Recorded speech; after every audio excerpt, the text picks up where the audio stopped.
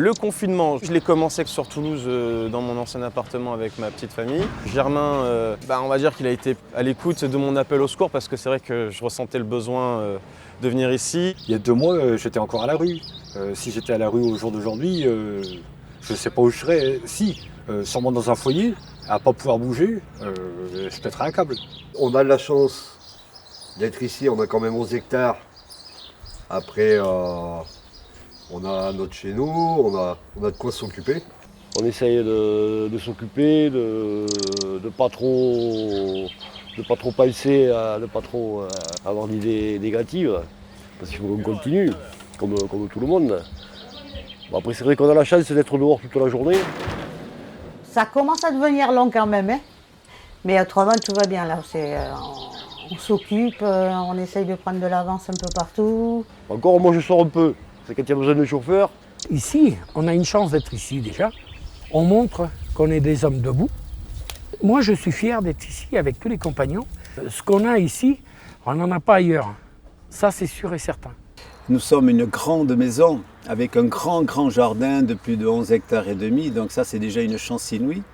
Ce qui nous permet de nous déplacer, d'être à l'extérieur. Ce qui nous permet aussi, de par toutes les activités que l'on a, de pouvoir se défouler, entre guillemets, à travers ces activités et ne pas rester justement confiné, inactif. Et on sait très bien l'inactivité, ce que ça peut amener à chacun d'entre nous. Je suis très contente, moi, de pouvoir venir travailler tous les jours et d'être occupée. J'ai une situation un peu particulière parce que je suis salariée, donc je fais des va-et-vient entre ici et chez moi. Je suis en double précaution, à la fois ici pour avoir les bons gestes barrières au moment du service de l'épicerie et des compagnons, et aussi chez moi parce qu'il y a ma famille.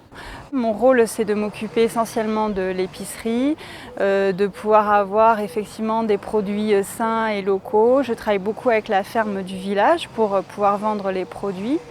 C'est une épicerie qui se veut engagée. En tous les cas, moi j'essaye de développer ça pour mettre vraiment en avant notre façon de travailler ici à Emmaüs, tous ensemble. Comment on cultive en respectant la terre, comment on transforme les aliments. La chance que l'on a au niveau des activités, c'est la ferme.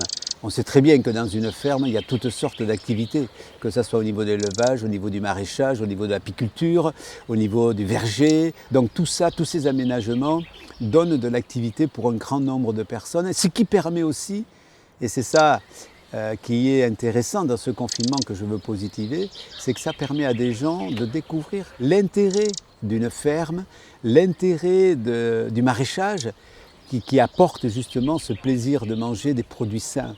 Une structure comme celle-ci, il n'y en a pas beaucoup.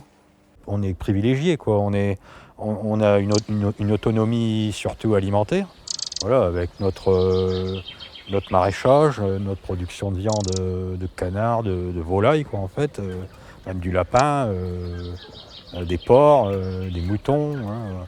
Et des lieux voilà, qui essaient d'être résilients, qui essaient de développer l'autonomie.